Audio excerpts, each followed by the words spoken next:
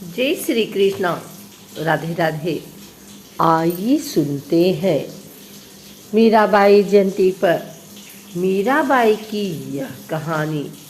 मीराबाई की कहानी भक्ति काल की एक ऐसी संत है जिनका सब कुछ कृष्ण के लिए समर्पित था। मीरा का कृष्ण प्रेम ऐसा था कि वह उन्हें अपना पति मान बैठी थी। भक्ति की ऐसी चरम अवस्था कम ही देखने को मिलती है। आइए जानते हैं मीराबाई के जीवन की कुछ रोचक बातें।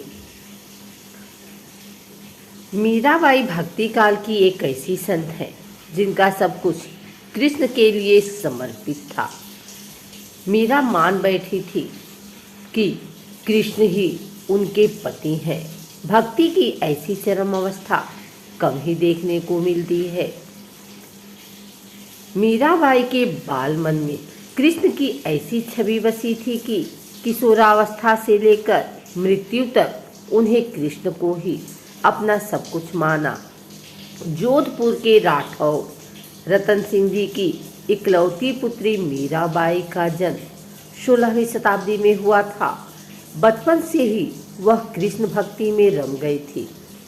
मीराबाई के बचपन में हुई एक घटना की वजह से उनका कृष्ण प्रेम अपनी चरम अवस्था तक पहुंचा।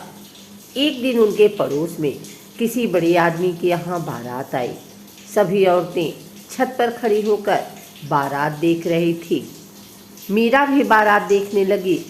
बारात को देख मीरा ने अपनी माता से पूछा कि मेरा दूल्हा कौन है। इस पर उनकी माता ने कृष्ण की मूर्ति की ओर इशारा करके कह दिया कि यही तुम्हारी दूल्हा है। बस यह बात मीरा के बाल मन में एक गांठ की तरह बंध गई। बाद में मीराबाई की शादी महाराणा सांगा के पुत्र भोजराज, जो आगे चलकर महाराणा कुंभा कहलाए, से कर दी गई। इस शादी के लिए पहले तो मीराबाई ने मना कर दिया, लेकिन जोर देने पर वह फूट फूट कर रोने लगी। शादी के बाद विदाई के समय वे कृष्ण की वही मूर्ति अपने साथ ले गई जिसे उनकी माता ने उनका दूल्हा बताया था। ससुराल में अपने घरेलू काम का निपटाने के बाद मीरा रोज कृष्ण के मंदिर चली जाती और कृष्ण की पूजा करती, उनकी मूर्ति के सामने गाती और नृत्य करती। उनके ससुराल वाले तुलजा भवानी यानी दुर्गा को कुल देवी मानते थे। जब मीरा ने कुल देवी की पूजा करने से इनकार कर दिया तो परिवार वालों ने उनकी श्रद्धा भक्ति को मंजूरी नहीं दी। मीराबाई की ननद उदाबाई ने उन्हें बदनाम करने के लिए उनके खिलाफ एक साजिश रची। उसने राणा से कहा कि मीरा का किसी के साथ गुप्त प्रेम है और उसने मीरा को मंदिर में अपनी प्रेमी से बात करते देखा है। राणा कुंभा अपनी बहन के साथ आधी रात को मंदिर गया।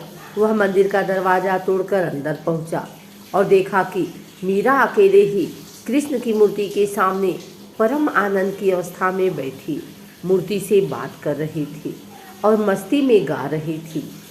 राणा मीरा पर चिल्लाया, मीरा, तुम जिस प्रेमी से अभी बात कर रही हो उसे मेरे सामने लाओ। मीरा ने जवाब दिया, वह सामने बैठा है मेरा स्वामी नैनचुर, जिसने मेरा दिल चुराया है। और वह समाधि में चली गई। इस घटना से राणा कुंभा का दिल टूट गया, लेकिन फिर भी उसने एक अच्छे पति की भूमिका निभाई और मरते दम तक मीरा का साथ दिया। हालांकि मीरा को राजगद्दी की कोई चाह नहीं थी, फिर भी राणा के संबंधी मीरा को कई तरीकों से सताने लगे। कृष्ण के प्रति मीरा का प्रेम शुरुआत में बेहद निजी था, लेकिन बाद में कभी कभी मीरा के मन में प्रेमानंद इतना उमड़ पड़ता था कि वह आम लोगों के सामने और धार्मिक उत्सवों में नाचने गाने लगती थी। वे रात में चुपचाप चित्तौड़ के किले से निकल जाती थी और नगर में चल रहे सत्संग में हिस्सा लेती थी। मीरा का देवर विक्रमादित्य, जो चित्तौड़गढ़ का नया राजा बना, बहुत कठोर था। मीरा की भक्ति, उनका आम लोगों के साथ घुलना मिलना और नारी मर्यादा के प्रति उनकी लापरवाही का उसने कड़ा विरोध किया। उसने मीरा को मारने की कई बार कोशिश की, यहाँ तक कि एक बार उसने मीरा के पास फूलों की टोकरी में एक जहरीला सांप रखकर भेजा और मीरा को संदेश भिजवाया कि टोकरी में फूलों के हार हैं। ध्यान से उठने के बाद जब मीरा ने टोकरी खोली तो उसमें से फूलों के हार के साथ कृष्ण की एक सुंदर मूर्ति निकली। राधा का तैयार किया हुआ कांटों का बिस्तर भी मीरा के लिए फूलों का सीज बन गया। जब मीरा उस पर सोने चली, जब यातनाएं बर्दाश्त से बाहर हो गई तो उन्होंने चित्तौड़ छोड़ दिया। वे पहले मेड़ता गए, लेकिन जब उन्हें वहाँ भी संतोष नहीं मिला तो कुछ समय के बाद उन्होंने कृष्ण भक्ति के केंद्र वृंदावन का रुख कर लिया। मीरा मानती थी कि वह गोपी ललिता ही है जिन्होंने फिर से जन्म लिया है। ललिता कृष्ण के प्रेम में दीवानी थी। खैर, मीरा ने अपनी तीर्थ यात्रा जारी रखी। वे एक गांव से दूसरे गांव नाचती गाती पूरे उत्तर भारत में घूमती रही। माना जाता है कि उन्होंने अपने जीवन के अंतिम कुछ साल गुजरात के द्वारका में गुजारे। ऐसा कहा जाता है कि दर्शकों की पूरी भीड़ के सामने मीरा द्वारकाधीश की मूर्ति में समा गई। मीरा के लिए कृष्ण भ्रम नहीं, हकीकत थे।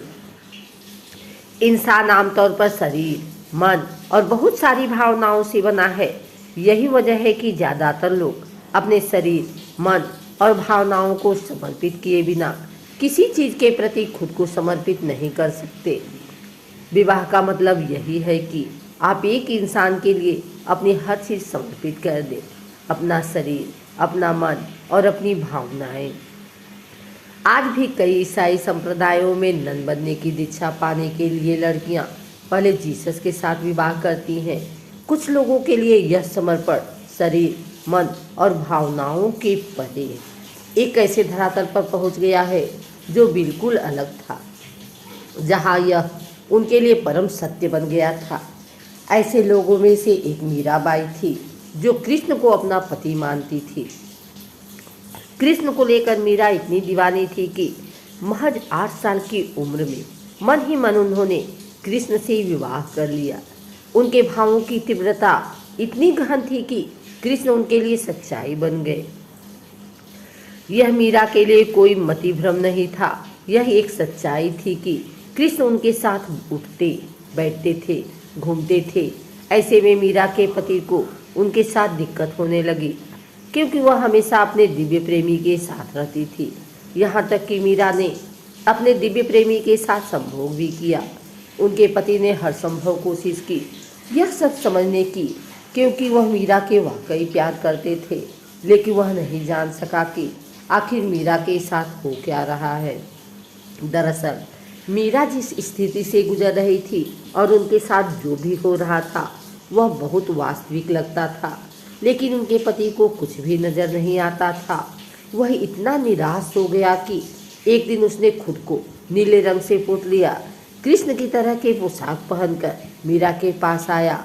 दुर्भाग्य से उसने गलत तरह के रंग का इस्तेमाल कर लिया, जिसकी वजह से उसे एलर्जी हो गई और शरीर पर चकत्ते निकल आए। मीरा के इर्द गिर्द के लोग शुरुआत में बड़े चकराए कि आखिर मीरा को क्या करें। बाद में जब कृष्ण के प्रति मीरा का प्रेम अपनी चरम ऊंचाइयों तक पहुंच गया, तब लोगों को यह समझ में आया कि वे कोई असाधारण औरत है। लोग उनका आदर करने लगे, यह देखकर कि ऐसी चीज़ें कर सकती है जो कोई और नहीं कर सकता। उनके आसपास भीड़ इकट्ठी होने लगी। पति के मरने के बाद मीरा पर व्यभिचार का आरोप लगाया गया। उन दिनों व्यभिचार के लिए मृत्यु दंड दिया जाता था, इसलिए शाही दरबार में उन्हें जहर पीने को दिया गया। उन्होंने कृष्ण को याद किया और जहर पीकर वहां से चल दी।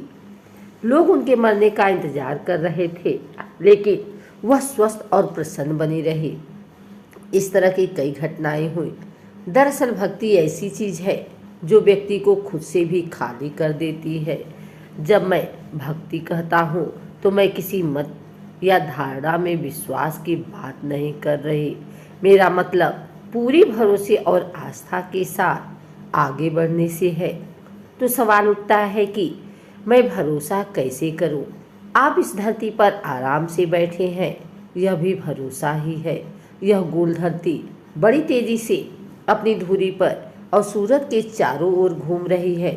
मान लीजिए अचानक यह धरती माता उल्टी दिशा में घूमने का फैसला कर ले, तो हो सकता है कि आप जहां बैठे हैं वहां से छिटक कर कहीं और चले जाएं। आप नहीं जानते आप कहां पहुंचेंगे। तो आप आराम से बैठें, मुस्कुराएं, दूसरों से बातें करें। इन सब के लिए आपको बहुत ज़्यादा भरोसे की ज़रूरत है, लेकिन यह सब आप अनजाने में और बिना प्रेम भाव के कर रहे हैं। इस भरोसे को पूरी जागरूकता और प्रेम के साथ करना सीखिए।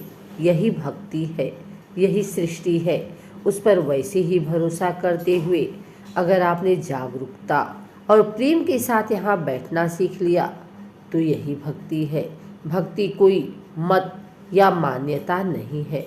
भक्ति इस अस्तित्व में होने का सबसे खूबसूरत तरीका है।